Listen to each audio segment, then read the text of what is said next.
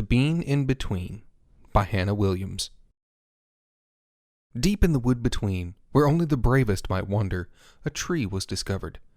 A most magical tree with bright red berries, and inside these berries were 2 seeds.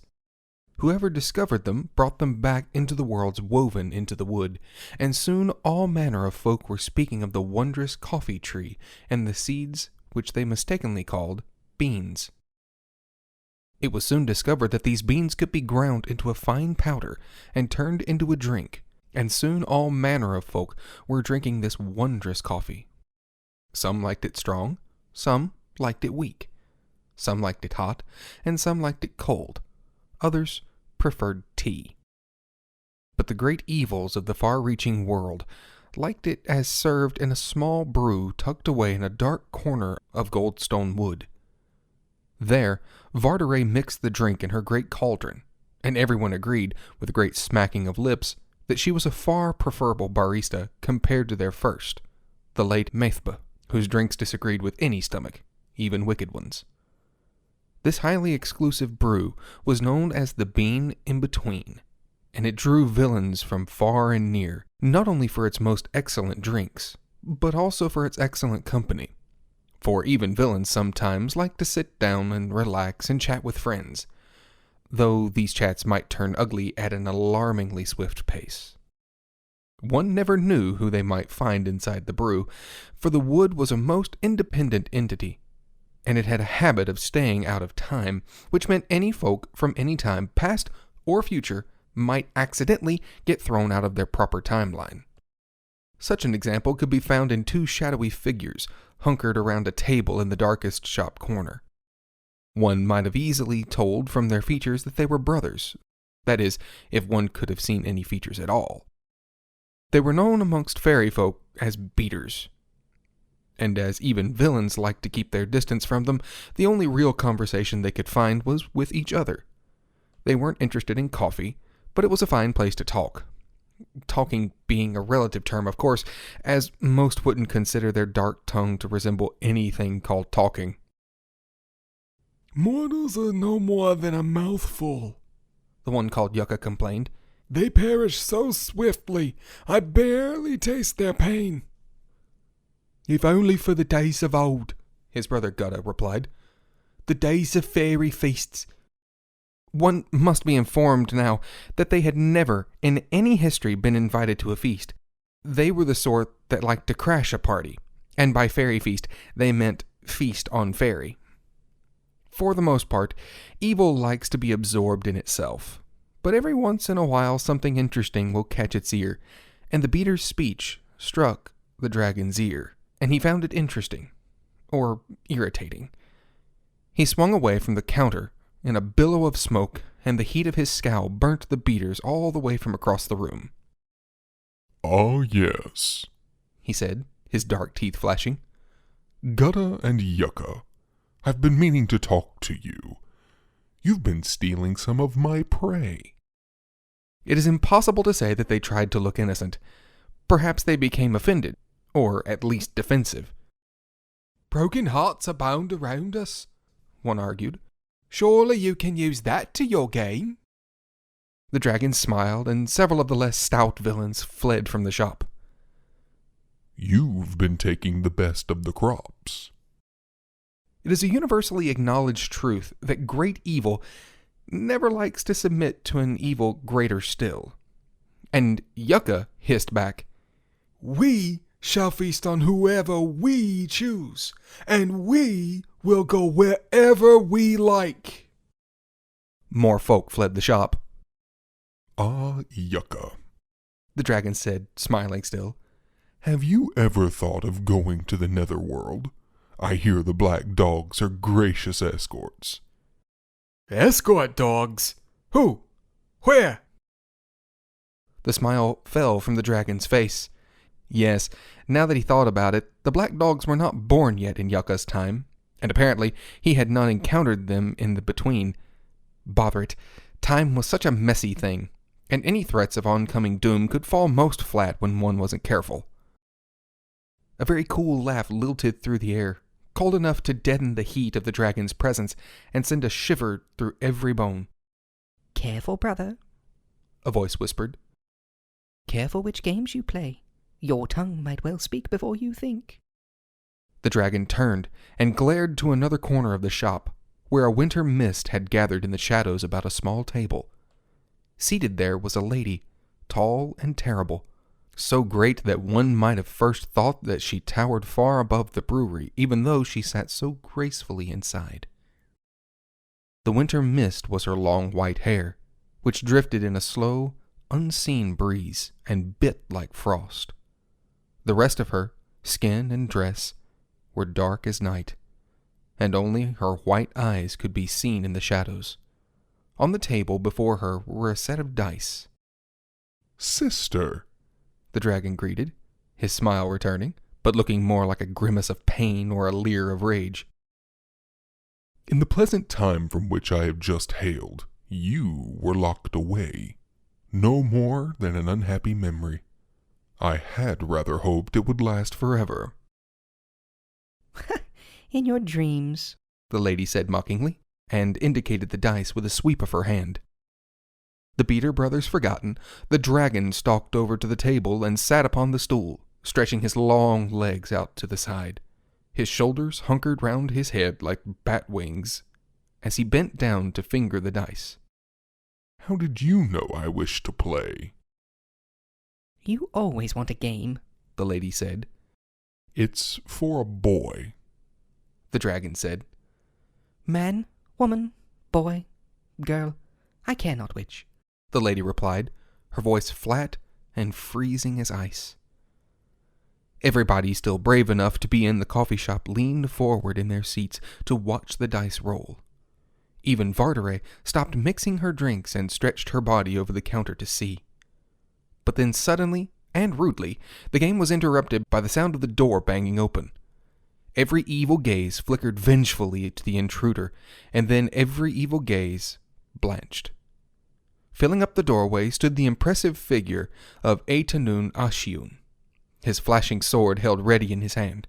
Sir Atenun Ashiun, knight of farthest shore, and decidingly all-around good guy. The sign says villains only. Vartere shrieked. Don't think that you can come in just because you've got a little dragon poison crazy. The party is over, Atenun said grimly, his sword slashing to the side.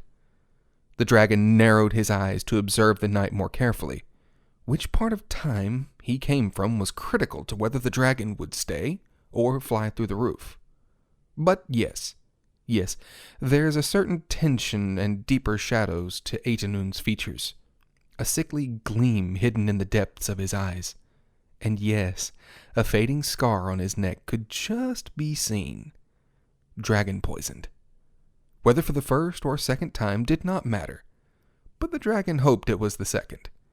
He rose from his sister's chilly corner and swept over to Vartere's counter. "A drink for my friend Atenun," the Lord of Death and Life said, then leaned casually back against the corner, elbows propped behind and ankles crossed, and cast a friendly look the knight's way. "So, Atenun, I hear you've been having girl trouble." Atenun threw a dark look at all the staring villains, but he stepped from the threshold and came to the counter, his frown deepening. "What do you know of it?"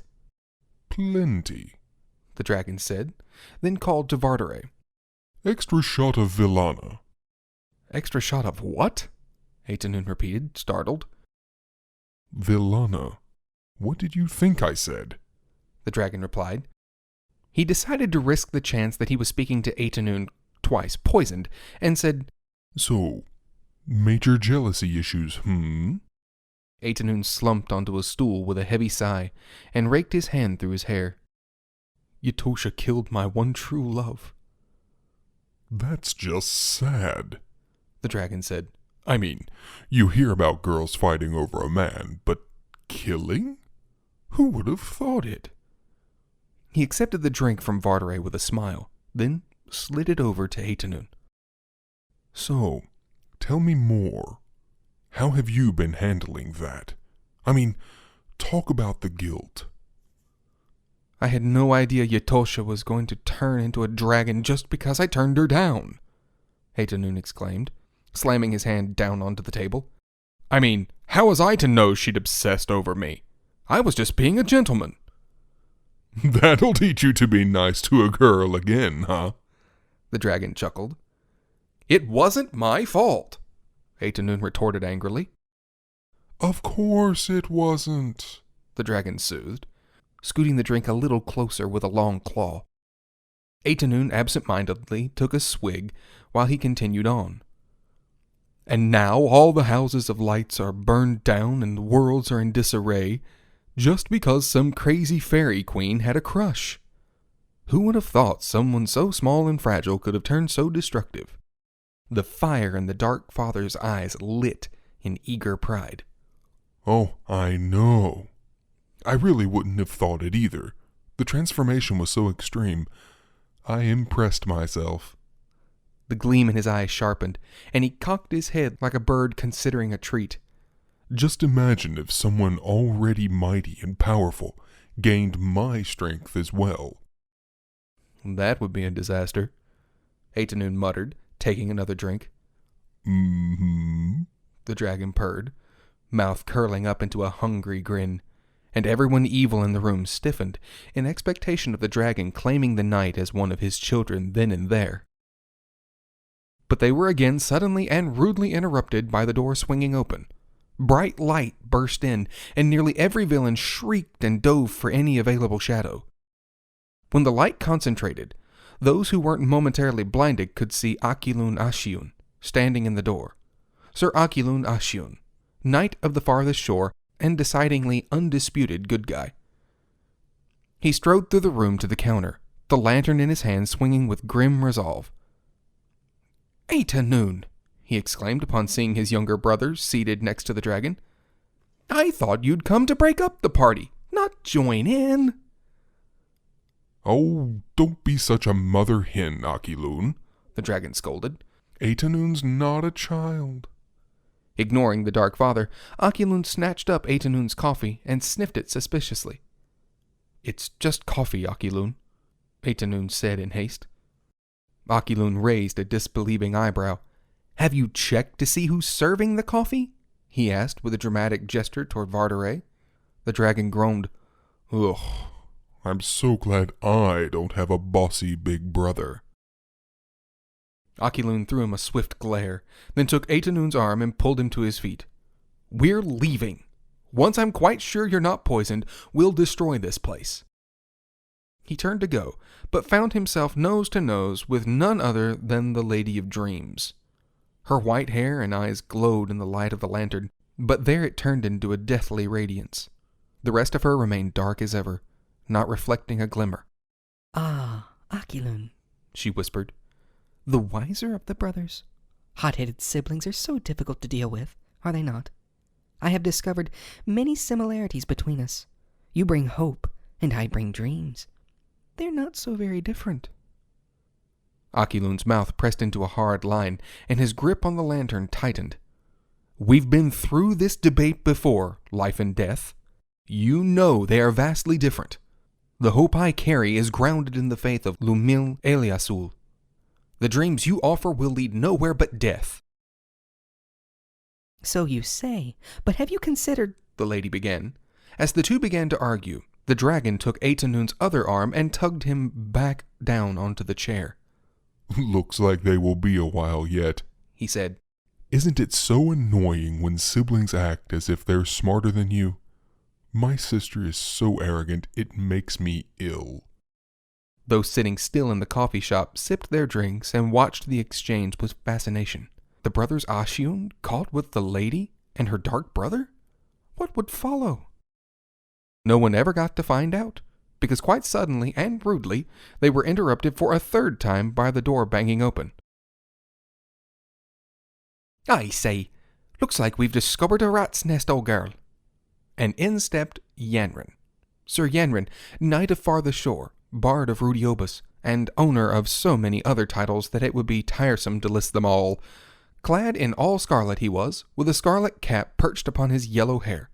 His golden eyes gleamed in his fair face, and his mouth was twisted into a cattish smile. Indeed, some looking at him saw not the man, but the cat he was also, orange, fluffy, and equally charming. Behind him came Dame Emeraldira, also a knight and the keeper of the haven besides. Though a mortal, her exotic beauty did not dim beside the fey folk, and she met every eye in that room with calm. So it is true. She said, Evil does like company. Easier for us. Yanren said, setting his hands on his hips. All right then, you despicable lot. It's over now. He paused and took a sniff. Ah, coffee is it? I say, I haven't had a good cup of coffee and cream in some while now. Have you bothered to see who is serving the coffee? Emeraldira said, waving a hand toward Vardaray. Very excellent point, princess. All right then, you monsters. Say your prayers if you have any, because the time has come... His speech broke off, his eyes rounded into huge golden discs. A strange meowling growl tore from his mouth, and then he bounded across the room to where Atenun sat. You! The bard cried, glaring at Atenun. I thought you died when the tower fell. A fine thing for you to show up here amongst like company. You, sir, are an absolute disgrace to knighthood, I say. And I demand an explanation from you for sending Emeraldira off on a mission without consulting me. Why, I never... I'm sorry, said Atenun, his brow furrowing in confusion. Do I know you? Absolute outrage contorted Yanren's features. Do you? Why, I'm a fellow knight! Sir, there are no other knights besides my brother and I, Atenun said sternly. You conceited thing! The prince made me one, and you don't have any authority to say I'm not. Well, what about the War of Rudiobus? What about that? I'm Sir Yanren of Rudiobus. Oh, Atenun said, recognition dawning. That's right. I am so sorry. I can never tell the little folk apart. Yanren's jaw nearly dropped to his chest, and his eyes rounded yet more in feline fury. He tried to form words, but all he could manage for several moments were sputters and hisses. Why, I wear scarlet! I'm the bard! I'm the jilted lover of Lady Glamdrin! I am... And here his voice trembled with wounded dignity. I am utterly unique! How dare you insult my individuality? You, sir, are a... In his tirade, he lifted his fingers and shook it under Atenun's nose, and Atenun started frowning down upon it. Before Yanren was quite finished, Atenun pushed the finger away with firm force.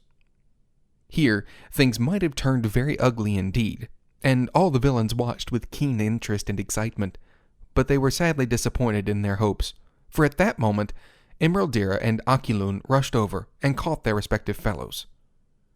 Yanren, that is enough. What are you going on about? Emeraldira exclaimed.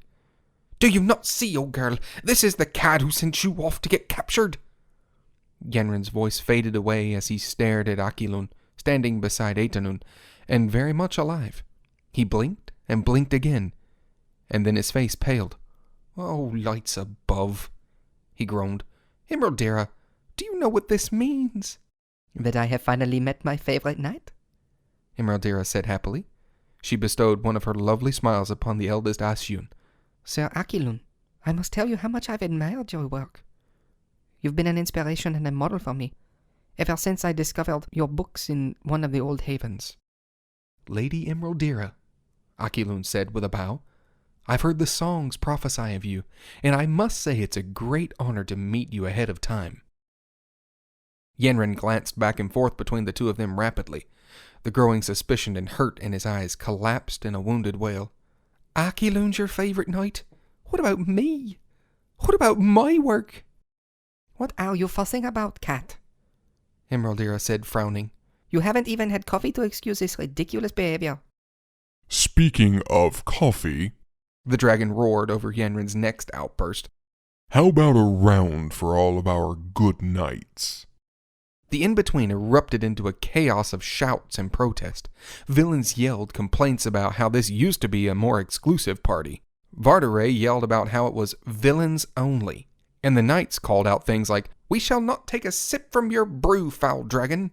And, I'm not at all convinced it was actually coffee. How dare you try to poison me, you worm? And, Ridiculous behavior, really? I was defending you.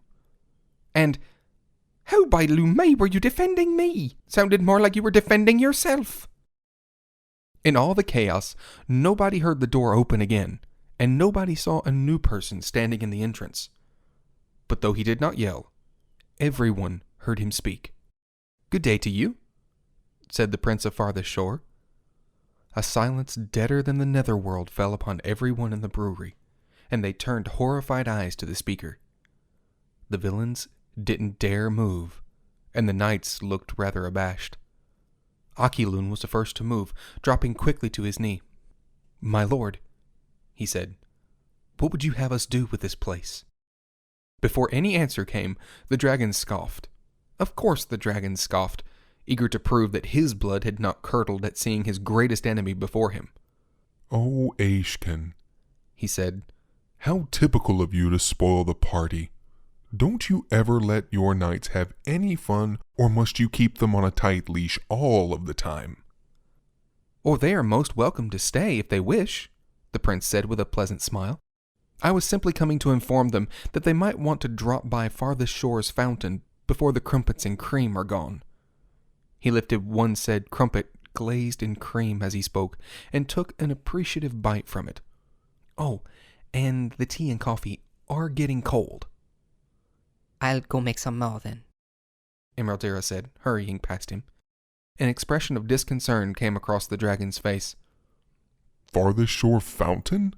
What sort of trick is this?" "Oh, I'm sorry, have you not heard of it?" the prince said, his face as innocent as a lamb. "It's a new service the knights are now offering at the Haven. We serve all kinds of delicious drinks and fare to nourish any wandering traveler or weary knight." "Speaking of which," Atenun said, "I feel in need of some iced cream to cleanse that awful brew from my mouth." He cast an uncertain look at Yanrin. "Care to join me, friend, before we go back to our own times?" Yanrin hesitated for only a moment before he resigned his scowl with a shrug. "Well, I suppose it is iced cream." They sauntered out together after Emeraldera, chatting about various adventures and exploits. The prince cast one last gaze around the shop, his beautiful eyes catching each and every villain hidden in the shadows, and his gaze filled with pity for those who had lost their way, corrupted by empty promises from the greater dark. "If any of you ever want refreshment," he said, "do come." And he turned and left, Akilun at his side. All the glorious light swept away with them, and everybody evil was left sitting in the bleak bean in between. There wasn't a sound save for an occasional creak and the drip of a spilled drink. Then some unknown person muttered, "I want to go to the Farthest Shore Fountain." The dragon scowled. "Oh, do shut up,"